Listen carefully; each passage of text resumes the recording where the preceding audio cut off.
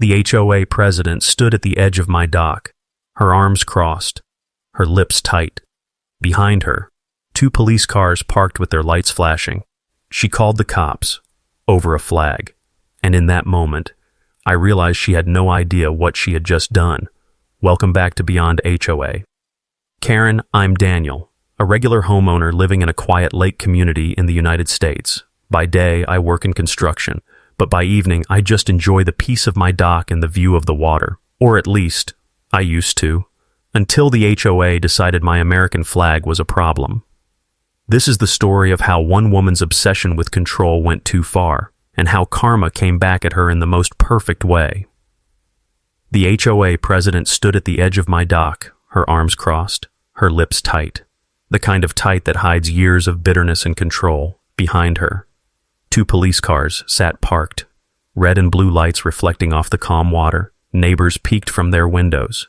Some even stepped onto their lawns to watch, and I stood there, watching her, wondering how something so small had turned into this.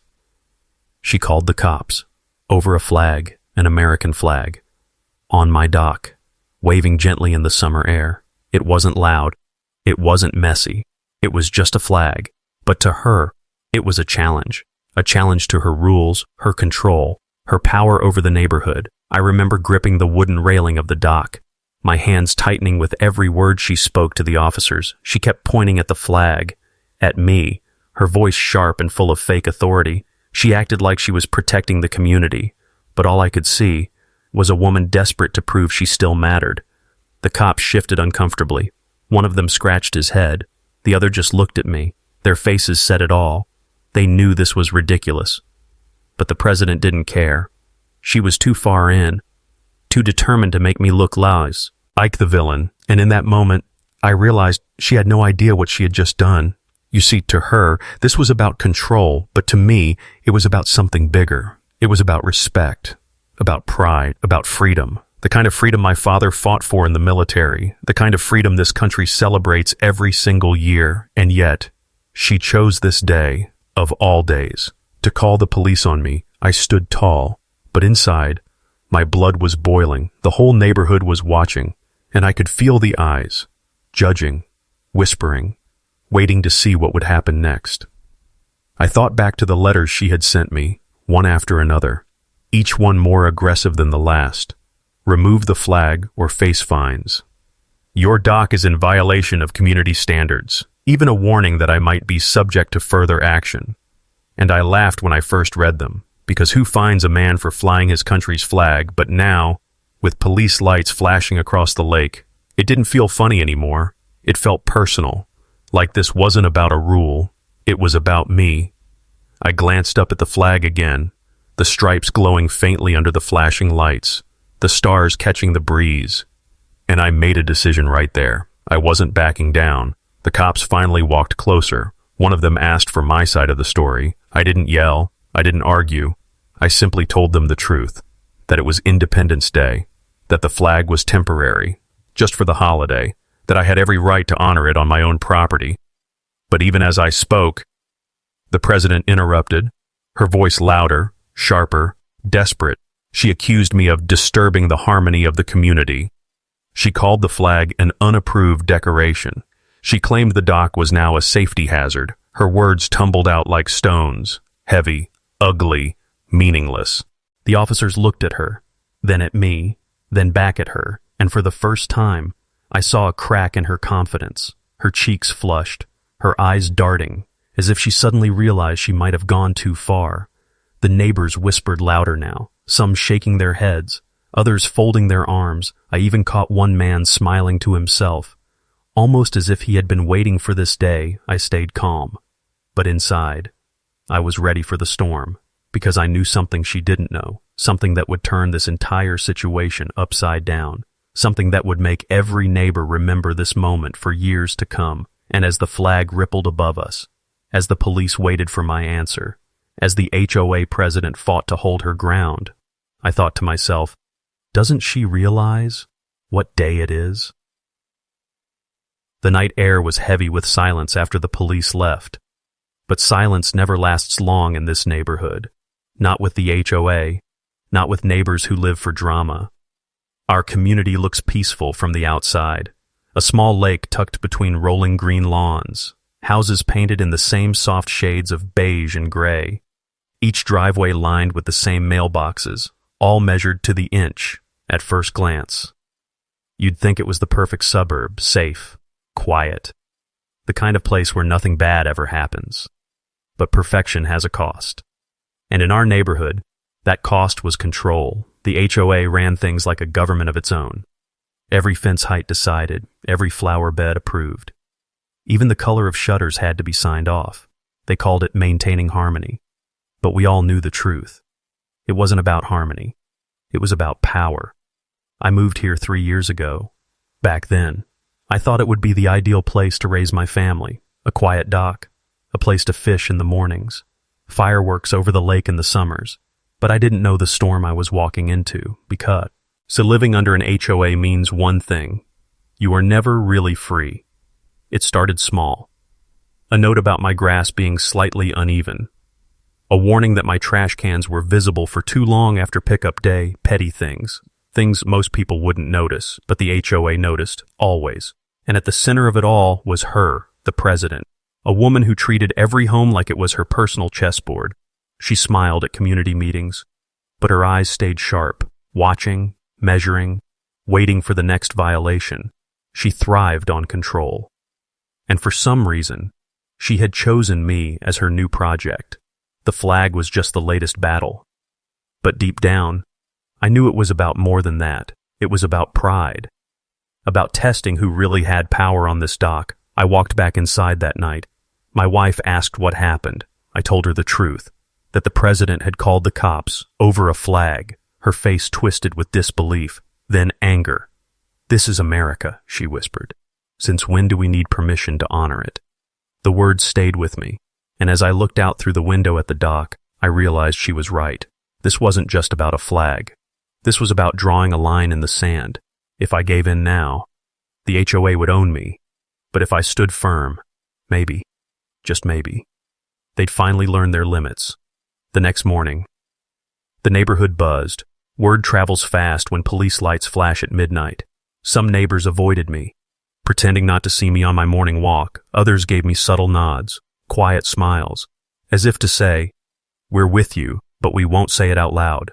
Fear ruled this community.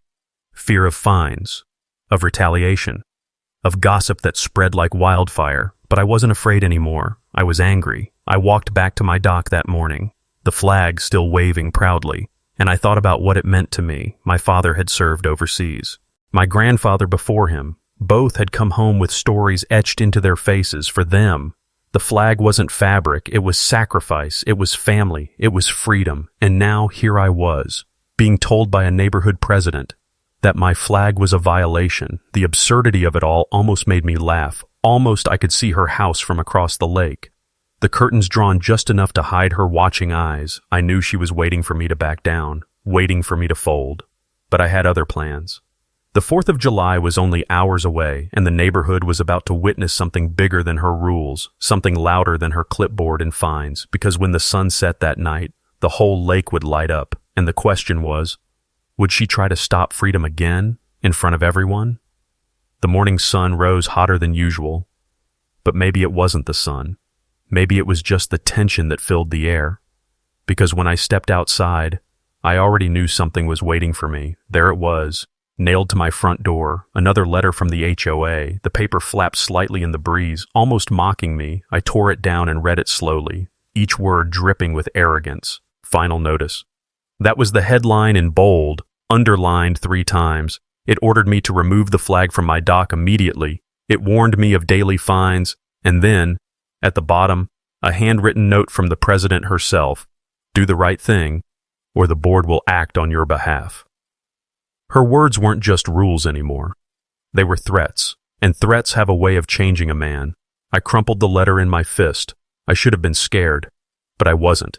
Instead, I felt something stronger, defiance. I walked straight to the dock, the flag still waving proudly in the morning breeze. I tightened the rope on the pole, making sure it stood even taller. If she wanted a battle, she would get one. By noon, The neighborhood was buzzing again. Some neighbors slowed their cars as they drove past my house, some shook their heads in disapproval. But others, they smirked, they whispered. It was clear the flag had divided the entire street around lunchtime. My phone buzzed, an email from the HOA office. Attached was an official fine notice. $100. With more to come. Each day, I refused to comply. I laughed out loud in my kitchen. $100 for a flag. It felt absurd, but also insulting. I thought of my father again, how he would shake his head if he knew that the land he fought to defend now punished his son for honoring it. That night, things escalated further. I was in my living room when a knock rattled my door. Not gentle, not polite, but sharp, demanding. When I opened it, there she stood, the president, her posture stiff, her smile thin. Behind her, 2 board members stood like silent guards. She didn't ask. She ordered, "The flag must come down, tonight." Her voice was low, but full of venom. I looked her in the eye and said nothing. Instead, I stepped aside so she could see the dock through the window, the flag waving in the moonlight, refusing to bend. Her jaw tightened. She muttered something about legal action before storming off into the night, but it didn't end there. The next morning, another escalation. This time, not just a letter. This time, the cops again. 2 cars pulled up, just like before, and the entire neighborhood gathered to watch. The officers were professional, polite, but even they seemed uncomfortable. One of them asked me quietly, "Sir, what exactly is the problem here?" I pointed to the flag. "That's the problem," I said, and I could see the disbelief in his eyes. The president stepped forward quickly, waving papers in her hand. Violation of community rules, disturbance of harmony, refusal to comply. Her voice racked under the weight of her own desperation, but she didn't stop. She wanted the officers to drag me into compliance, right there in front of everyone, and yet I stood calm because I knew something she didn't, something that would unravel her entire crusade against me. I looked out across the lake, the day growing hotter, neighbors shifting, murmuring, waiting for the climax, and I thought to myself, does she really believe she can win this war against the very symbol of freedom itself? The crowd around my house grew bigger that afternoon. Neighbors stood in small clusters, whispering, pointing, waiting for the showdown. The officers tried to calm things down, but the president's voice kept cutting through the air like a knife. She waved her papers again, her hands trembling with fury. "This flag is a violation, and if he won't take it down, the HOA will." The officers exchanged looks, clearly caught between duty and common sense. One finally turned to me, his tone softer. "Sir, she's claiming you've ignored multiple warnings, pero that you're disrupting the neighborhood." I gestured toward the dock, the flag waving gently in the summer wind. "Does that look like a disruption to you?" I asked. Silence fell over the crowd for a moment, and in that silence, I heard something else, a soft clap, then another. I turned my head and saw a neighbor down the street slowly applauding, then another joined in. And before long, small pockets of support broke through the tension. The president's face flushed red. She wasn't expecting that. Her control was slipping, but she didn't stop. She shouted over the murmurs of support. She accused me of poisoning the harmony of the community, of setting a bad example for the children. Her words grew desperate, almost wild, and in that moment, I saw it clearly. This wasn't about the flag anymore. This was about power, about pride, about her need to dominate every inch of this neighborhood. The officers fee. Nally held up their hands. "Ma'am, this is a civil matter. We can't enforce HOA rules," one said firmly. The words hit her like a hammer. She opened her mouth to argue, but no sound came out. I should have felt victorious, but I knew better. This wasn't over. Not with her, that night. I couldn't sleep. Every creak of the dock outside made me wonder if she'd try something else.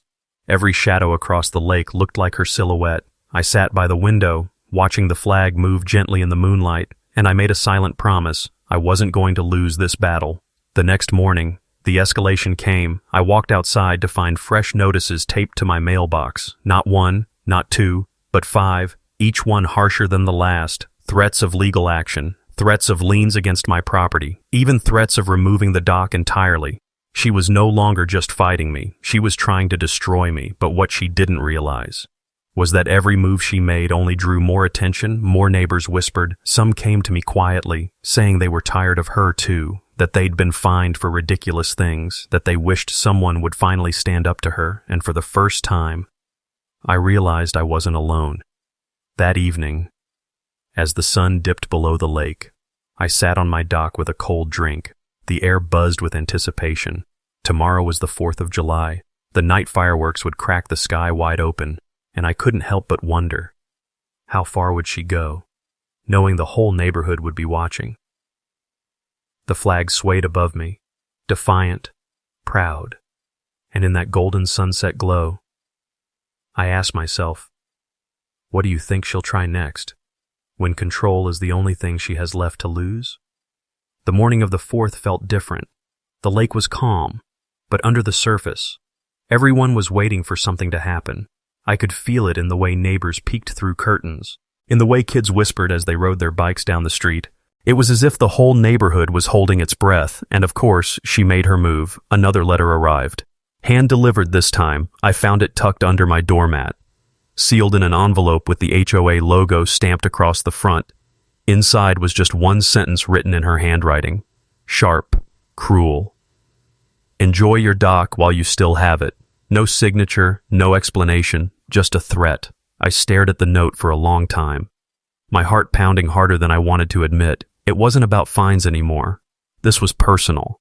She wanted to break me, to remind everyone that no one stood taller than her rules, but I wasn't backing down. Later that afternoon, I caught her standing across the lake, her arms folded, her face half hidden behind dark glasses. Watching, always watching. It felt like a game of chess now, each of us waiting for the other to blink first. But here's the thing about psychological warfare. Sometimes silence is louder than words, so I didn't yell, I didn't argue, I simply sat on my dock with my flag waving high above me, and every minute I stayed there. Her control slipped further away. Neighbors began to wander over, at first just one or two, offering quiet words of support, then more came. Asking questions, sharing their own stories of fines and petty rules. The more they spoke, the more I realized I wasn't fighting just for me anymore. I was fighting for all of us. The president must have noticed too, because by late afternoon, she struck again, this time with a public stunt. She marched right into my yard with a clipboard and a stack of papers. She didn't knock, she didn't ask, she just started reading aloud. Violation 14.2, Violation 9.7, Violation 3.3. Her voice boomed like a judge passing sentence. Each rule sounded more ridiculous than the last. Apparently, my mailbox was too shiny, my lawn chairs too close to the dock, even my guard and hose was not properly stored.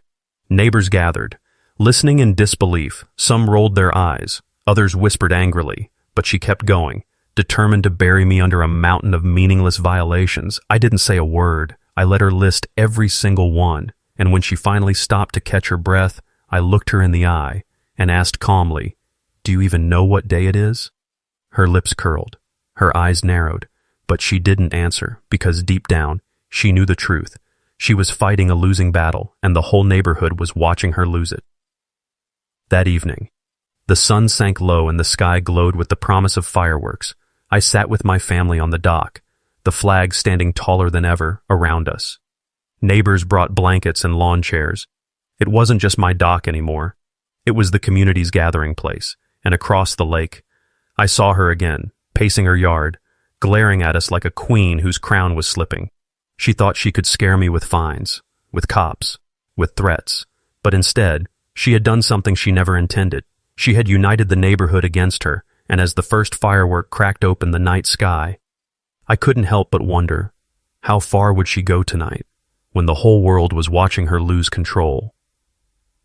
The night air was thick with anticipation. The lake shimmered under the last traces of sunlight. Families gathered with coolers and folding chairs, children waving sparklers in their hands.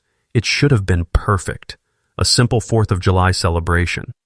But nothing is ever simple when the HOA president is involved. She appeared just as the first firework hissed into the sky. Her heels clicked against the pavement, her posture stiff and commanding. She wasn't alone this time. 2 more board members followed close behind her, each holding clipboards like soldiers holding shields. they moved deliberately. Through the crowd of neighbors, people shifted uncomfortably, whispers rising as they passed, and then they stopped at the edge of my dock. I could feel every eye on us. The air seemed to freeze. The president's face was lit by the glow of red and blue fireworks exploding overhead. She pointed at the flag, her voice sharp and cutting through the night. "This is your final warning. Remove it now, or the HOA will remove it for you." Her words hung in the air, heavy, poisonous. I rose slowly from my chair. My children stared at me. My wife squeezed my hand once before letting go. I stepped forward, my heart pounding, but my voice stayed calm. "Do you really want to do this? Tonight of all nights?" A murmur rippled through the crowd. Someone shouted, "It's the 4th of July." Another voice added, "Leave him alone." The president's jaw tightened, but she didn't back down. She motioned to the board members, as if daring them to step onto my dock. But just then, the next firework exploded high above us. The sky lit up in brilliant red, white, and blue, and the crowd gasped in unison, because in that moment, the flag rose with the wind. Its stars gleamed against the night sky. Its stripes danced in perfect rhythm with the fireworks bursting above. It wasn't just a flag anymore. It was a symbol, a reminder, a statement louder than anything she could ever write on her clipboard. The officers from earlier had returned to patrol the event, and when they saw her arguing, they walked over. One of them stopped, looked up at the flag, then at me, and without saying a word, he lifted his hand in a crisp salute. The crowd erupted. Cheers broke out. Clapping echoed across the lake. Children waved their sparklers higher. Parents joined in. Voices rose together in defiance of her control. The president stood frozen, her face pale under the bursts of light. She looked around, searching for someone to back her up, but all she found were glares, shaking heads, smirks of quiet rebellion. Her board members shifted uncomfortably and slowly stepped back, leaving home. Air standing alone at the edge of the dock, her voice trembled now, her power slipping with every firework that cracked the sky. "This isn't over," she hissed, but her words were drowned out by another explosion of light. Another cheer from the crowd, another wave of the flag in the night air. For the first time, she looked small, not powerful, not feared, just small. I stood tall beside my family, the dock crowded with neighbors who had once been too afraid to speak. And I realized the tide had turned. Her reign of fear was over. She just didn't know it yet. The fireworks raged on. Reflecting across the water, the flag snapped proudly in the wind. And as I looked out at the faces around me, I asked myself, how does someone come back when an entire neighborhood just watched their power vanish in a single night? The fireworks faded slowly into the night sky. Smoke drifted across the lake like a curtain falling on a play. Neighbors lingered on the shore, still buzzing with energy, still whispering about what they had just witnessed. The president had disappeared into the darkness. Her shoulders slumped, her voice silenced by cheers she couldn't control. But I stayed on the dock, the flag still waving proudly in the breeze. It didn't feel like just my flag anymore. It felt like the neighborhood's flag. A quiet victory we had all shared for the first time since moving here. I felt free, not because the rules were gone, not because the HOA had dissolved, but because people finally saw through her. They saw the pettiness, the obsession, the cruelty hiding behind that plastic smile. And once you see it, you can't unsee it. The next morning, the street was different. Neighbors who usually kept their heads down now greeted me with nods, even handshakes. One older man told me he'd been fined 3 times for the color of his garden hose. Another woman admitted she'd been threatened with losing her mailbox because it was too decorative. Everyone had their story, and suddenly, my fight wasn't just my fight, it was ours. The president didn't show her face for days. Her curtains stayed closed, her yard eerily quiet. No patrols, no notes, no threats tucked under doormats. The silence was almost strange, like the queen had abandoned her throne. But when she finally reappeared, her crown was gone. She tried to smile at the next HOA meeting, but the room didn't bend to her anymore. Voices rose, questions she couldn't answer. People who had once feared her now stood against her. Her power had evaporated. I sat quietly in the back of that meeting, just watching. She never looked at me. Maybe she couldn't, because deep down, she knew that night on the dock had ended her reign. Weeks passed. Summer drifted on. The fines stopped. The threats stopped, and slowly, peace returned to the neighborhood. Real peace, not the fake harmony she had always claimed to protect. The dock became more than wood and nails again. It became the place families gathered at sunset, the place kids dangled their feet in the water, the place neighbors finally spoke without fear, and every time I saw the flag ripple above it, I remembered what it took to keep it there. I wasn't a hero. I wasn't looking for a fight. I was just a man who refused to bow to nonsense. But sometimes, that's all it takes, one act of defiance, to remind everyone else they aren't powerless. And the irony? She called the cops on me to try and control the neighborhood. But in the end, she lost everything. Her power, her fear, her respect, all gone. Replaced by a community that finally remembered what it meant to stand together. I still think about that night sometimes. The fireworks exploding, the officers saluting, the crowd cheering, and I wonder if she thinks about it too. Sitting alone in that big house across the lake. Maybe she regrets it. Maybe she doesn't, but either way, the neighborhood moved on without her crown. As for me, every morning, as I walk down to that dock, I sip my coffee as the flag waves gently in the breeze, and I remember my father's words. Freedom isn't free. You have to fight to keep it. He was right. Even if the battle was just a petty HOA president trying to control a dock, the principle was the same. The flag still stands, the dock still stands, and the lesson still stands. And now, I can't help but ask you, if the HOA tried to control your freedom in a petty way like this, would you fight back, or would you bow down just to keep the peace?